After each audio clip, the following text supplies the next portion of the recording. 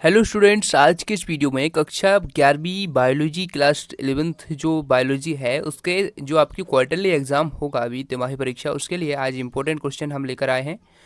Objective question है और जो भी जितने भी क्वेश्चन आपके पूछे जाते हैं आपकी त्रिमासिक परीक्षा के लिए जो आपका सिलेबस है उसी के आधार पर है। तो पहले हम सिलेबस आपको थोड़ा दिखाएंगे ताकि आपको क्लियर हो जाए कि कौन कौन से आपके चैप्टर अभी त्रिमासिक परीक्षा में पूछे जाएंगे। तो चलिए हम उस कैलेंडर को देखते हैं, उसके बाद जो चैप्टर्स हैं उसको देखते हैं, उसके बाद ही क्वेश्चन शुरू करते हैं। आप यहाँ पर देख सकते हैं जीव विज्ञान के अंतर्गत जो चैप्टर्स आपके पूछे जाने हैं। देखिए यहाँ पर आप देख सकते हैं जो आपका जो माह है जुलाई, अगस्त और सितंबर, ठीक है। इतना जो सिलेबस है आपका तिमाही परीक्षा में पूछा जाएगा, क्योंकि सितंबर तक ही जो सिलेबस आपका कंप्लीट कराया गया है वही आपकी जो क्वार्टरली एग्जाम है उसमें पूछा जाएगा। तो जो आपका जुलाई में है जीव जगत यानी फर्स्ट चैप्टर आपको कंप्लीट करना है। उसके बाद अगस्त में आपने जीव जगत का वर्गीकरण, अध्याय 3 वनस्पति जगत, प्राणी जगत, पुष्पी पादपों में जो आकार की है और पुष्पी पादपों की शरीर संरचना, उसके बाद प्राणियों में संरचनात्मक संगठन और अध्याय 8 कोश का जीवन की इकाई। इतने जो चैप्टर्स हैं आपके तिमाही परीक्षा में पूछे जाने की संभावना है, पूछे जाएंगे ही। और साथ ही मैं आपको बता दूं कि जो अभी जो सिलेबस आपका रिड्यूस हुआ है उसमें से आपका अध्याय 1 हटा दिया गया है, अध्याय 2 हटा दिया गया है। तो इनके हम क्वेश्चन नहीं देखेंगे, हम 3, 4, 5, 6, 7 और 8 इन चैप्टर्स के क्वेश्चन देखेंगे। तो चलिए उन्हीं को हम देखते हैं। देखिए आप यहाँ पर देख सकते हैं अध्याय 3 है जो आपका वनस्पति जगत और अध्याय 4 उसके हम देख रहे हैं। 1 और 2 अध्याय आपका हटा दिया गया है क्लास 11 के सिलेबस से एमपी बोर्ड में अभी, ठीक है। तो इनके हम अभी इसमें डिस्कस नहीं करेंगे। तो देखिए यहाँ पर सबसे पहले वस्तुनिष्ठ प्रश्न है, इनके मैं आंसर भी आपको साथ में बताते जाऊँगा ताकि वस्तुनिष्ठ प्रश्न आप यहीं से सीधे याद करते जाएँ और आपकी जो परीक्षा होगी उसमें आप ये क्वेश्चन आपसे बन जाए। तो वस्तुनिष्ठ प्रश्न है, पहला क्वेश्चन है सही विकल्प चुनिए। इसमें फर्स्ट क्वेश्चन पूछा गया है प्रथम संवहनी पादप है। संवहनी का मतलब होता है जिसमें संवहन तंत्र होता है। तो ऐसा जो पादप है वो सबसे पहले बना था, यानी जिसमें सबसे पहले संवहनी तंत्र उत्पन्न हुआ या कहें कि सबसे पहले आया था, तो वो कौन सा था?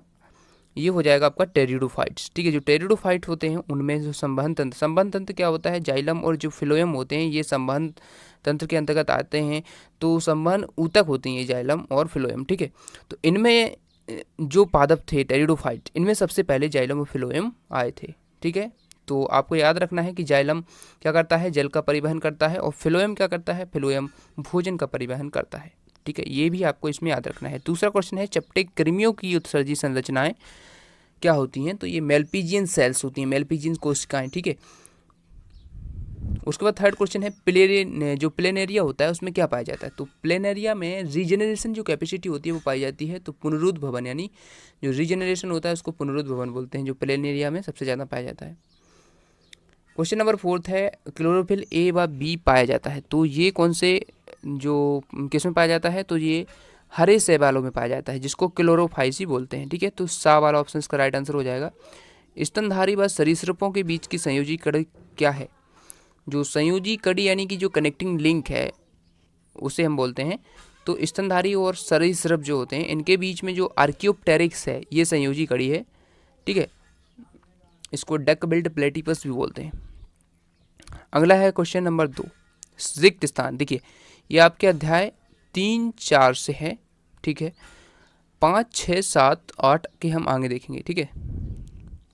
देखिए फर्स्ट क्वेश्चन में पूछा गया रिक्त स्थान में मछलियों में शोषण किसके द्वारा होता है? तो ये गलफड़ों के द्वारा होता है। तो यहाँ पर आप गलफड़े लिख लेंगे, ठीक है। गलफड़ों के द्वारा होता है, ठीक है। सेकंड क्वेश्चन है स्पायरोगायरा के वर्ग का नाम। देखिए वैसे तो ये एनसीईआरटी में आपका दिया नहीं गया है, क्योंकि उसमें डिवीजन दिया गया है, यानी कि आपका जो डिवीजन है वो बताया गया है क्लोरोफाइसी के अंतर्गत आता है, लेकिन फिर भी मैं आपको बता देता हूँ इसका हो जाएगा जाइग्नोमैटोफाइसी, ठीक है। स्पायरोगायरा का वर्ग जाइग्नोमैटोफाइसी। थर्ड है शरीर पर रोमों का होना किसका लक्षण है? तो ये आपका स्तनधारियों का लक्षण है, ठीक है। तो आप यहाँ पर भर लेंगे स्तनधारी, स्तनधारी, स्तनधारियों का लक्षण है। स्टार फिश में प्रजनन अंग क्या होता है या प्रजनन किसके द्वारा होता है? तो ये हो जाएगा आपका वाटर कैनाल सिस्टम के द्वारा होता है। तो जल संवहन तंत्र, ठीक है, जल संवहन तंत्र इसमें आप भर लेंगे, ठीक है। अगला है टीनिया, जो सिक्स्थ क्वेश्चन है, टीनिया सोलियम में खालिस्तान प्रकार की देह गुहा पाई जाती है। तो ये इसमें कोई देह गुहा नहीं पाई जाती है, नो बॉडी कैविटी, यानी कि ये अपरगुही होते हैं, ठीक है, जिसमें कोई प्रगाह नहीं है। उसके बाद जो सही जोड़ियां हैं वो हम देख लेते हैं। सही जोड़ियां में फर्स्ट है स्लेजिनेला। तो स्लेजिनेला इसमें रॉन्ग छप गया है थोड़ी, इसमें जिम्नोस्पर्म नहीं आएगा, यहाँ पर डेडोफाइट्स में आता है ये, तो इसमें इसको स्लेजिनेला से आप डेडोफाइट मिलाएंगे, ठीक है, ये रॉन्ग छपा था इसमें। सेकंड है आर्चियोप्टेरिक्स, जो होता है ये संयोजी कड़ी है, जैसा कि हम पहले भी देख चुके हैं अभी क्वेश्चन में, ठीक है, संयोजी कड़ी से आप मैच कर लेंगे। द्विपार्श्व सम्मिति केकड़े में होती है, और रोम जो है वो स्तनियों का लक्षण है, ये भी हम देख चुके हैं। जल संबंध तंत्र ये पोरीफेरा में भी पाया जाता है, ठीक है, इस प्रकार से इसको आप कर सकते हैं। जो एक शब्द में उत्तर है वो भी हम देख लेते हैं। विषम बीजाणुता का उदाहरण बताइए। तो विषम बीजाणुता जो होती है वो जिम्नोस्पर्म में पाई जाती है, ठीक है, जो पाइनस होते हैं, साइकस होते हैं, ठीक है, तो इसमें आप एक लिख सकते हैं पाइनस। अगला देखते हैं। सेकंड क्वेश्चन पूछा गया रोडोफाइसी वर्ग की शैवाल में पाए जाने वाले बर्डक का नाम। तो इसमें आपका फाइक्रो एरिथ्रिन पाया जाता है, ठीक है, फाइको एरिथ्रिन, ये बर्डक पाया जाता है। आप बुक्स में भी देख सकते हैं, आपकी बुक में दिया गया है। जोरदार उपांग की उपस्थिति किस संघ का लक्षण है। तो ये आपका आर्थ्रोपोडा का होता है, ठीक है, आर्थ्रोपोड्स जो होते हैं, आर्थ्रोपोडा, ठीक है। अगला है वायवीय अस्थियाँ जो होती हैं वो पाई जाती हैं, वो किस में पाई जाती हैं। तो ये पक्षी वर्ग के जो भी जंतु होते हैं उसमें पाई जाती हैं, ठीक है, पक्षी वर्ग आप लिख लेंगे। और अगला है जैव संदीप्त किस जीव में पाई जाती है। तो ये आपकी जो जैव संदीप्त है ये किस जीव में पाई जाती है। तो इसका नाम है टीनोप्लाना, ठीक है, तो इसको आप लिख लेंगे टीनोप्लाना, टीनोप्लाना, ठीक है। आगे देखते हैं। देखिए ये अब जो 2 अंक के जो क्वेश्चन है आपके, इनको आपको स्वयं ढूंढकर इनको लर्न करना है आपकी परीक्षा के लिए, ठीक है। ये सभी इंपॉर्टेंट क्वेश्चन हैं। 2 अंक की आप देख लीजिए, 3 अंक की देख लीजिए, और 4 अंक की आप देख लीजिए, ठीक है। वो आगे बढ़ते हैं। देखिए अब अध्याय 5, 6 और 7 के हम देखते हैं, उसके बाद 8 के देखेंगे, ठीक है। तो यहाँ पर देख सकते हैं वस्तुनिष्ठ प्रश्न जो है यहाँ पर फर्स्ट पूछा गया है, आलू कुल कहा जाता है। तो ये आलू जो है वो सोलेनेसी का, ठीक है, सोलेनेसी कुल का है। पारदर्शी ऊतक है, तो ये आपका होता है हाइलेन कार्टिलेज, ठीक है। किस जंतु में आरबीसी केंद्रक युक्त होता है। तो ये स्तनियों में होती है, यानी कि मनुष्य में होगी इसमें। अगला है लिगामेंट मुख्यतः बना होता है। तो ये आपका लिगामेंट जो होता है वो इलास्टिन का बना होता है। बेलाडोना किस कुल का सदस्य है। तो ये सोलेनेसी का है, इसमें ऑप्शन ही नहीं है, ठीक है, सोलेनेसी का इसका आप आंसर याद कर लेंगे। रिक्त स्थान की पूर्ति कीजिए। यहाँ पर देख सकते हैं फर्स्ट है टमाटर में खालिस्तान प्रकार का बीज अंड न्यास पाया जाता है। तो ये एक्साइल होता है, ठीक है, एक्साइल, या इसको हिंदी में स्तंभीय भी बोलते हैं, स्तंभीय।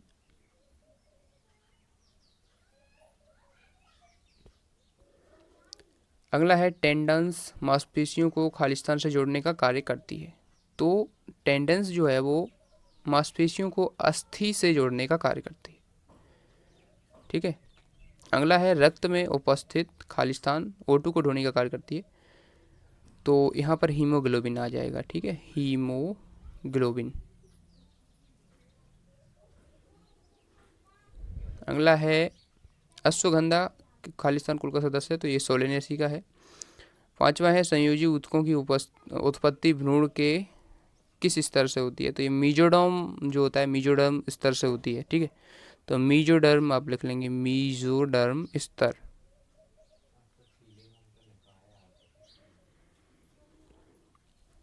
अगला है सही जोड़ियाँ। सही जोड़ी में आप देख सकते हैं लिम्फोसाइट से आप किसको मैच करेंगे, इसको आप रक्त से मैच करेंगे।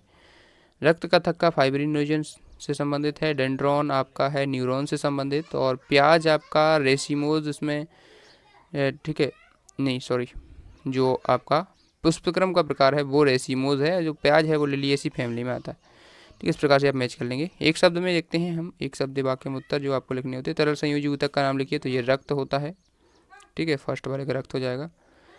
सेकंड क्वेश्चन है अस्थि में पाए जाने वाले पदार्थ का नाम लिखिए। तो ये कोलेजन फाइबर पाया जाता है, ठीक है, कोलेजन फाइबर। और अगला क्वेश्चन है आपका, प्याज के पौधे में किस प्रकार की जड़ें पाई जाती हैं? तो ये आपकी फाइब्रस रूट होती हैं, ठीक है। तंतुक मूल इनको हिंदी में बोलते हैं, ठीक है, तंतुक मूल। अगला क्वेश्चन पूछा गया है यहाँ पर, फोर्थ क्वेश्चन है, हृदय में पाई जाने वाली पेशी का नाम बताइए। तो ये हृदय पेशी उसको हम बोलते हैं, ठीक है। अगला है, स्त्रवण का कार्य करने वाली एपिथेलियम को क्या कहते हैं? तो ये ग्लैंडुलर एपिथेलियम उसको हम बोलते हैं, ठीक है। तो इसको आप लिख लेंगे glandular epithelium, glandular epithelium, epithelium लिखा ही हुआ है, ठीक है। तो अब देखिए जो 4 अंक के क्वेश्चन है वो इस प्रकार से आप इनके देख लीजिए, इसमें से पूछे जा सकते हैं, ठीक है। 5 अंक के प्रश्न आप देख लीजिए, इनको कंप्लीट कर लीजिए। देखिए अब जो 8 चैप्टर है, चैप्टर नंबर 8 है आपका, 7 तक हम देख चुके हैं। तो इसके हम देखते हैं, कोशिका की खोज किसने की? देखिए रॉबर्ट हुक ने कोशिका की खोज की थी। अगला है, कोशिका के केंद्रक की खोज किसने की? तो ये रॉबर्ट ब्राउन ने की थी, ठीक है। तो इसका सी ऑप्शन राइट हो जाएगा। अगला है, कोशिका सिद्धांत का प्रतिपादन किसने किया?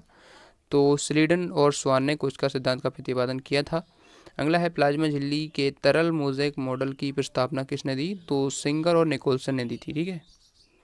अगला है, कोशिका झिल्ली की प्रवृत्ति क्या होती है? तो ये अर्धपारगम होती है, ठीक है।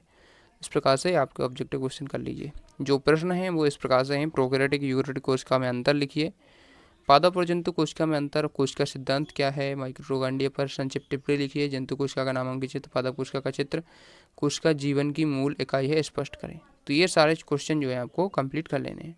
तिमाही परीक्षा में इतने क्वेश्चन को आप कंप्लीट कर लेंगे तो काफ़ी सारे क्वेश्चन आपको मिल जाएंगे। और भी यदि आप जितना पढ़ सकते हैं उतना पढ़ना चाहिए आपको, जितना आप कर सकते हैं तो उसको कंप्लीट कर लीजिए। इस चैनल को सब्सक्राइब कर लेना, आपके लिए इंपॉर्टेंट क्वेश्चन इस प्रकार से हम आपको प्रोवाइड कराते रहेंगे। Thanks for watching.